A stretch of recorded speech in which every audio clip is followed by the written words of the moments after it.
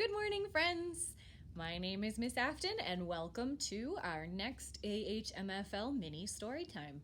So our story today is a really fun story that helps you use your imagination in some interesting ways, and it's a twisted take on a classic story called The Boy Who Cried Wolf. Now, if you've never heard that story, it's about a boy who, when things happen, he calls to the other people in his village that there's a wolf and that they have to come help him, but every time they do, there's nothing there. So eventually this happens, and one day a real wolf comes, and when the boy cries out for help, no one will come because they think he's lying again. This story, like I said, is a fun twist on that classic tale. It is called The Boy Who Cried Ninja, and it is by Alex Latimer. We have The Boy Who Cried Ninja. Once there was a boy named Tim who no one believed. Poor Tim. When his mom asked him what happened to the last slice of cake, he told her the truth. "It was a ninja," cried Tim. First the ninja crept into the house, then he kicked it into the air and ate it in one bite. So that's what actually happened. Tim isn't making it up. A ninja really snuck into their house and karate chop kicked the cake up into his mouth. When his dad asked him where the hammer was, he told him the truth. An astronaut landed in the yard and needed it to fix his spaceship. He's got your hammer. And when Grandpa asked him if he'd done his homework, Tim told him the truth too. A giant squid ate my whole book bag while I was off buying an ice cream. So here is his bag at the beach. When he went to get some ice cream, the giant squid stole it and ate it with what looks like mashed potatoes. So Tim's parents were very upset with him for telling lies. So they told him to go and rake up leaves in the yard and think about what he'd done. Now, was Tim really lying? Or did it just seem like it because those were all crazy things that happened? But the more he thought about it, the more he thought that maybe he really should lie. Then no one would be mad at him. So the next time a pirate jumped out of the cupboard and drank all the tea straight from the pot, he owned up.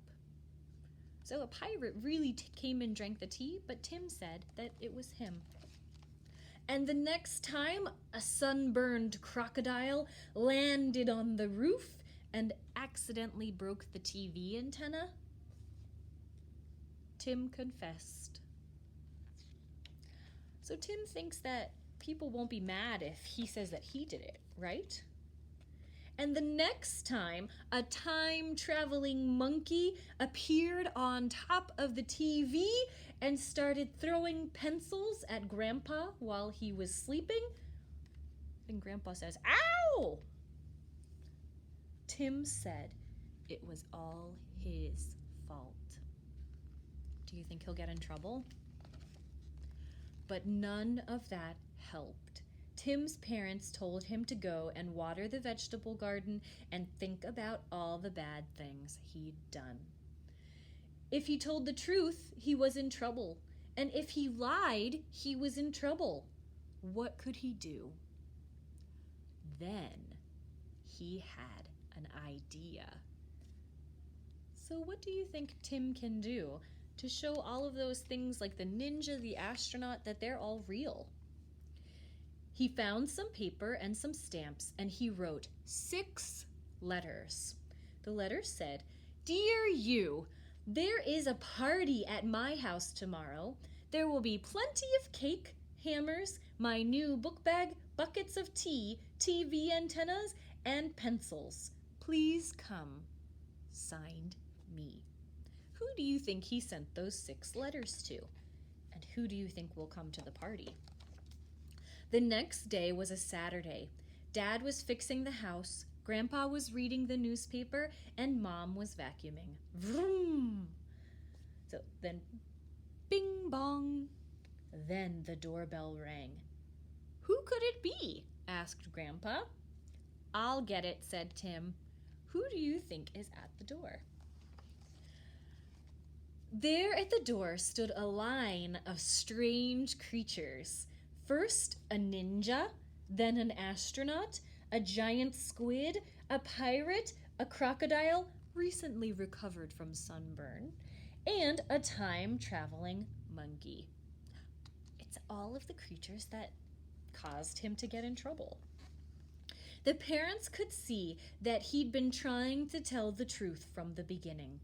They said sorry and promised to buy him 100 ice creams. As for the rest of them, Tim's parents were very upset. "Go and rake all the leaves in the yard and think about what you've done," said his dad. So there they are, all raking the leaves and thinking about the bad things that they did. When they had cleaned the whole yard, there really was a party. And no one ate all the cake. No one took anything without asking. No one swallowed a book bag. No one drank all the tea. No one broke the antenna. And no one threw pencils. It was the best party Tim had ever had. The end. So this story was all about some fun imagination and some fun reality. Now, would those creatures really come and eat your backpack or steal all the cake? Probably not, but it's fun to imagine and it's fun to read about. I hope that you enjoyed our story today, and I hope that you are safe and healthy, enjoying your time at home, maybe having some special family time as well.